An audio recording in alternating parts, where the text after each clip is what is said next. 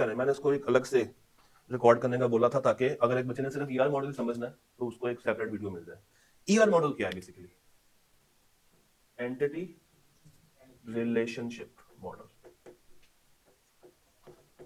इसको समझिएगा, ये इंपॉर्टेंट है पूरे चैप्टर में, ये सब चीजों की बेस बनती है ईआर मॉडल। मैं कुछ वर्ड्स लिख रहा हूं,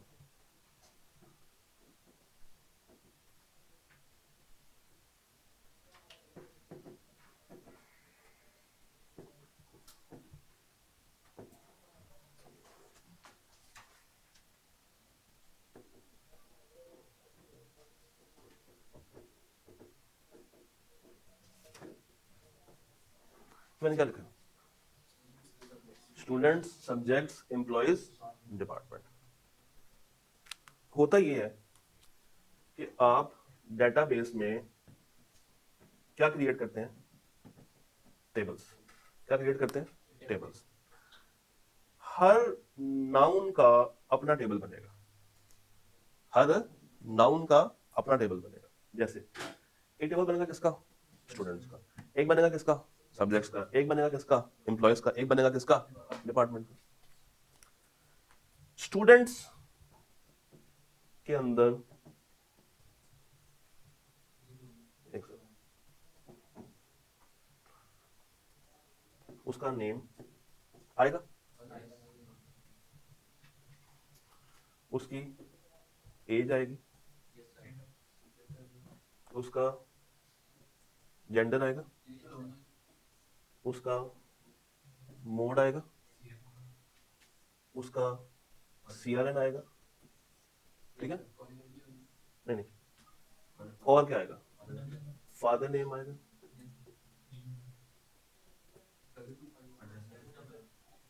ब्लड ग्रुप आएगा, और आखिर हम कर लेते हैं ईमेल एड्रेस।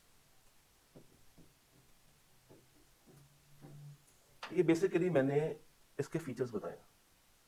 यानी कि जब आप एक स्टूडेंट का टेबल बनाएंगे तो आपने कौन कौन से कॉलम्स क्रिएट करने?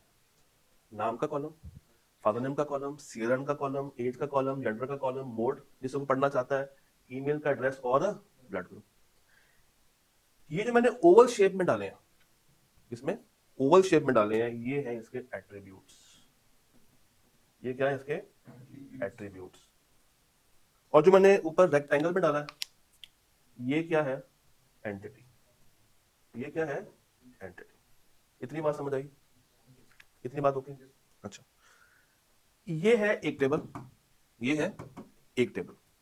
फिर एक और टेबल बनाते हैं, सब्जेक्ट्स। किसका बनाते हैं? सब्जेक्ट्स का। किसका? सब्जेक्ट्स का। इसमें मुझे एट्रीब्यूट लिखवाएं जरा। सब्जेक्ट का ID, subject ID, subject name, subject का मोड, सब्जेक्ट का टीचर, सब्जेक्ट की टाइप, फिजिकल ये थ्योरेटिकल है या न्यूमेरिकल है, और ड्यूरेशन, कितने टाइम पीरियड का लेक्चर मिलेगा या पूरा कोर्स कितना टाइम पीरियड का है, और नहीं नहीं, कोई आसान सी बता दो, दो और बता दें बस। डिफिकल्टी लेवल और क्रेडिट आवर्स। चलो, ये आपने मुझे सब्जेक्ट्स के और स्टूडेंट के क्या लिखवा दिए? एट्रीब्यूट्स। क्या लिखवा दिए? एट्रीब्यूट्स। अब अगर देखा जाए तो ये दो टेबल्स अभी अलग है, इनका आपस में कोई रिश्ता नहीं है। इनका रिश्ता बनाना है, कैसे बनाएंगे? Through ER model. Through ER model. अब हमने क्या बनाना है? इन दोनों एंटिटीज का आपस में रिलेशन बनाना है। क्या बनाना है? रिलेशन बनाना। उसके लिए हम यूज करते हैं, उसको रोम्बस कहते हैं, क्या कहते हैं? Diamond shape. Diamond shape. तो स्टूडेंट्स का क्या रिश्ता बनेगा सब्जेक्ट के साथ? सवाल तो ये है, एक वर्ड बताना है। स्टूडेंट्स इसमें एनरोल होंगे। स्टूडेंट्स क्या होंगे इसमें? एनरोल होंगे। स्टूडेंट्स क्या होंगे इसमें? एनरोल होंगे। ये देख रहे हैं? Students enrols in course. ये एक अलग एंटिटी है। Entity means table, table means row and column, ये एक अलग है। और बीच में क्या है, बीच में क्या है, डायमंड शेप में क्या है, रिलेशन। बीच में क्या है, रिलेशन। इसके कुछ अपने फीचर्स होंगे, एट्रीब्यूट्स, और इसके कुछ अपने एट्रीब्यूट्स होंगे। डन, कितनी बात समझ आती है? अच्छा, अब अगर आपको ये बात समझ आ गई है तो एक दफा उसको रीड करें एंटिटी को। ये वर्ड एंटिटी पढ़ो जरा।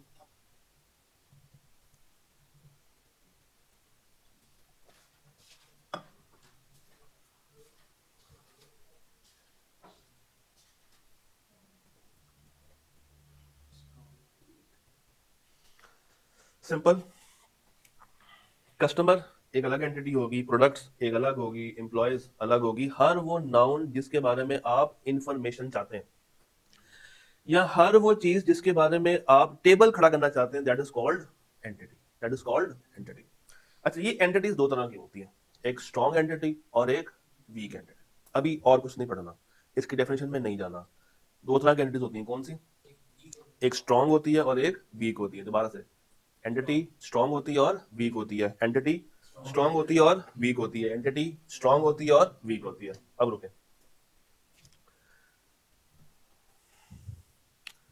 ये हमने एक एंटिटी बनाई थी, ठीक है, और ये इसके क्या बनाए थे हम लोगों ने? एट्रीब्यूट्स। मुझे एक ऐसा एट्रीब्यूट ढूंढ के बताएं इन सब में से जिससे मैं स्टूडेंट को पहचान सकूं। सीआरएन, सीआरएन, क्योंकि नाम तो किसी का भी सेम हो सकता है, फादर नेम भी सेम हो सकता है, ब्लड ग्रुप भी सेम हो सकता है, ईमेल एड्रेस हर किसी का चेंज हो सकता है, मगर मगर एक ईमेल एड्रेस मल्टीपल लोग इस्तेमाल कर सकते हैं, कर सकते हैं ना, तो ये उस कैटेगरी में फॉल नहीं करेगा। जेंडर सेम हो सकता है, एज सेम हो सकती है, तो सिर्फ एक चीज बची मेरे पास, क्या? सीआर।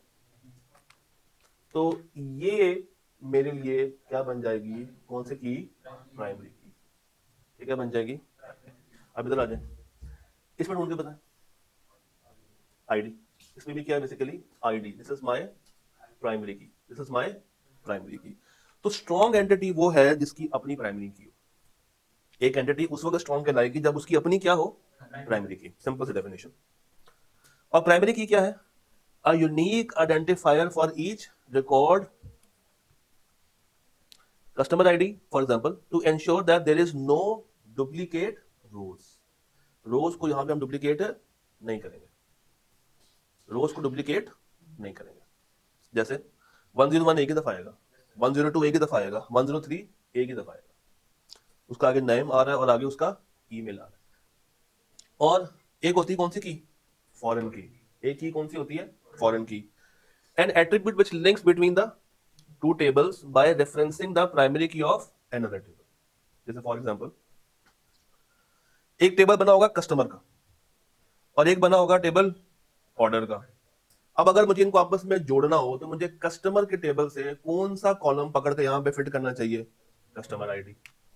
तो ये कस्टमर आईडी अपने टेबल का क्या है? प्राइमरी की। बट जब ये यहां पे आके अटैच हो गया तो इसके लिए क्या बन गया?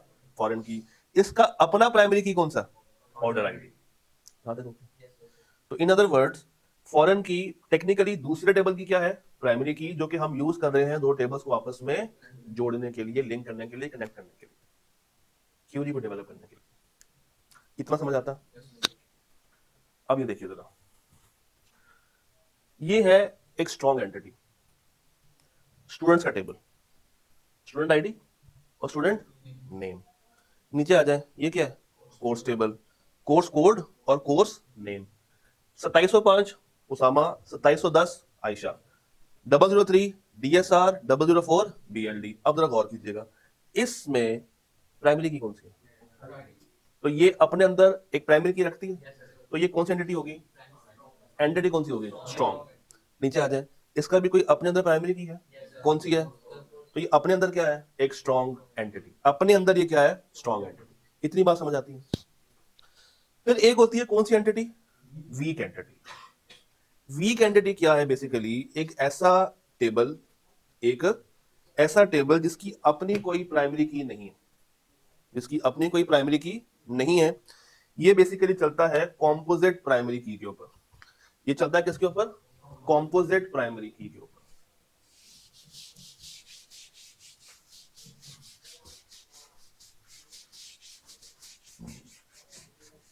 किस पे चलता है? कॉम्पोजिट प्राइमरी की। ये कॉम्पोजिट क्या होता है?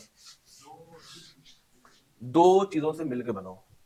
कॉम्पोजिट मीन दो चीजों से मिलकर बनाओ। जैसे गौर कीजिएगा, एक हमारे पास टेबल था वो, इसमें आ रहा था स्टूडेंट आईडी और स्टूडेंट नेम, ऐसे ही था।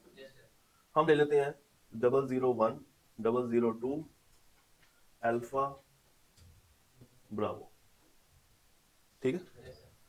फिर एक टेबल मेरे पास, चलो इसको ऐसे कर देते हैं, एक टेबल मेरे पास आ गया कोर्स कोड का, कोर्स आईडी, और एक तरफ क्या आ जाएगा?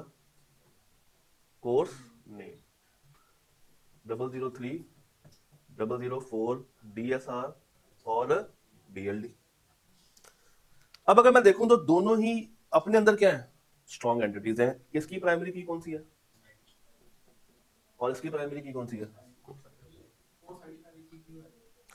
क्योंकि कोर्स आईडी इस DSR को रिप्रेजेंट कर रही है। ये कोर्स आईडी हम DSR के अलावा किसी और को दे नहीं सकते। नहीं नहीं, ये एक सिंबल है, मतलब देखे ना, पेपर का नाम क्या है? डाटा सिस्टम और रिस्क। एक और पेपर आ जाए उसका नाम हो डाटा सिस्टमैटिक रेजिलियंस, तो उसका भी कोड क्या बन जाएगा? DSR। तो देखो ना, ये चेंज हो गया, ये चेंज हो गया। नॉर्मली हम इसमें न्यूमेरिकल चीज को क्या देते हैं? प्राइमरी की, नॉर्मली। अच्छा, हमें ये बात यहां तक समझ आई कि ये दोनों एंटिटीज आपस में क्या है? Strong entity. अब द पॉइंट इज कि मुझे एक वीक एंटिटी के बारे में समझना। मैं क्या करता हूं, मैं ये जानना चाहता हूं कि 001 कितने पेपर्स में एनरोल हुआ है। 001 कितने पेपर्स में एनरोल हुआ है? तो मैं बनाऊंगा एक और टेबल, किसका? एनरोलमेंट्स का टेबल। 001 001 002, 001 ने 003 भी लिया हुआ है, 001 ने 004 भी लिया हुआ है, 002 ने 003 भी लिया हुआ है। बात समझ आई?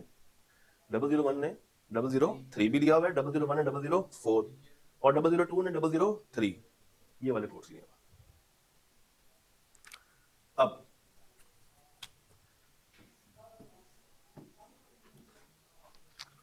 ये जो मैंने टेबल बनाया है एनरोलमेंट्स का, इसमें कितनी प्राइमरी की शामिल हो रही है? दो। इसका मतलब है कि इसकी कोई अपनी प्राइमरी की नहीं थी। ये अगर मैं इसको मिला के पढ़ूंगा तो मेरे पास क्या आ जाएगी? कॉम्पोजिट प्राइमरी की। अगर मैं इसको जोड़ के पढ़ूंगा तो मेरे पास क्या बन जाएगी? कॉम्पोजिट प्राइमरी की। तो जिसकी कोई अपनी प्राइमरी की ना हो और वो किस पे काम कर रहा हो?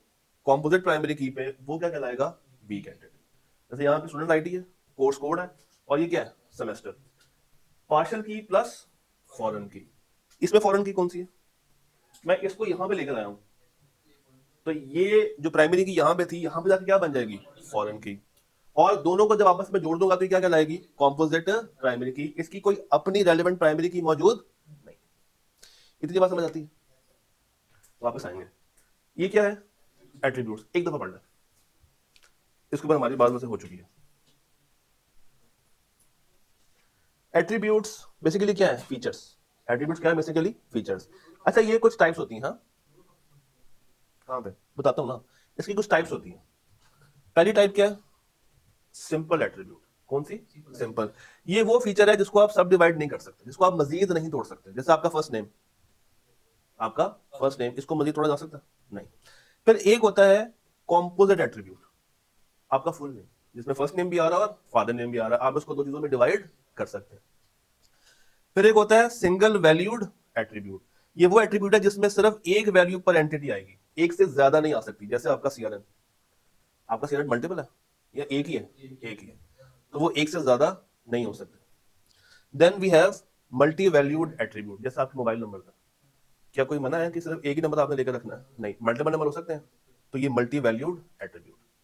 फिर एक होता है डिराइव्ड एट्रीब्यूट, ये आपने लिखा हुआ। कौन सा? Derived attribute.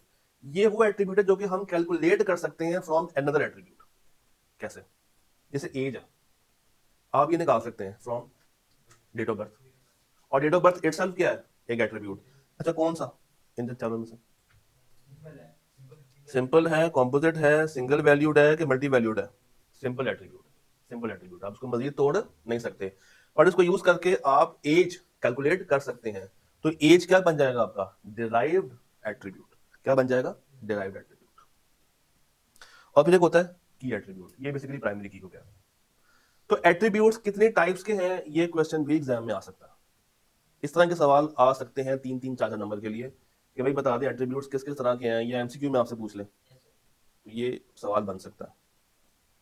फिर there is a relationship. Actually में हम पढ़ क्या रहे हैं? Entity relationship model. सबसे पहले हम लोगों ने एंटिटी समझा, उसके बाद हम लोगों ने एट्रीब्यूट के ऊपर बात की, फिर बात की रिलेशनशिप्स के ऊपर, और अब हम लोगों ने समझना है कि ये रिलेशनशिप कितनी तरह के होते हैं। 3 तरह के होते हैं, 1 to 1, 1 to many, many to many। एक और भी होता है वैसे मैनी टू 1, मगर ये किताब में दिया हुआ। 1 to 1, 1 to many, many to many। 1 to 1 क्या है? एक इंसान के पास एक ही आईडी कार्ड होगा। हाँ, एक भी नहीं हो सकती, वो 1 to many में जा सकता है। तो एक बंदे के पास एक ही आईडी कार्ड मौजूद होगा, या एक बंदे के पास, एक स्टूडेंट के पास एक ही सीआरएन मौजूद है, वो है 1 to 1, एक का रिश्ता एक के साथ। फिर 1 to many, एक स्टूडेंट मल्टीपल कोर्सेज में एनरोल हो सकता है, फिर रोक तो नहीं। फिर many to many, multiple students multiple courses में एनरोल हो सकते हैं। इतनी बात समझ आ गई? फिर आता है कार्डिनैलिटी। क्या आता है? कार्डिनैलिटी। ये जो अभी हम लोगों ने बात की ना, 1 to 1, 1 to many, many to many, इसको हम प्यार से क्या कहते हैं? कार्डिनैलिटी। पढ़े जरा। Defines the maximum number of relationships, instances and entity can participate. तो 3 तरीके से पार्टिसिपेट कर सकती है, या 1 to 1 में, या 1 to many में, या many to many। ये पार्टिसिपेशन 2 तरह की होती है, एक टोटल और एक पार्शियल। Total means